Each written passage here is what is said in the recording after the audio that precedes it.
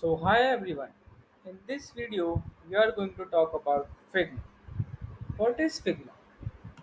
Figma is a user interface online tool that helps you to create websites, applications, logos, and much more. Figma is an online user interface tool to create, collaborate, prototype, and hand off. If you want to sign up for Figma, then Figma is a completely free tool that you can use for making your designs. If you are just starting with Figma, then you can have the startup plan that Figma offers to you.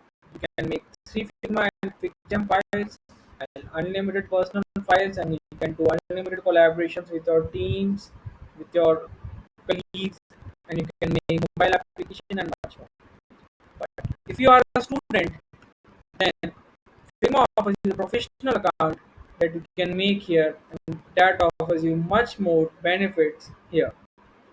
That offers you unlimited gem files, sharing permissions, team libraries, and audio conversations.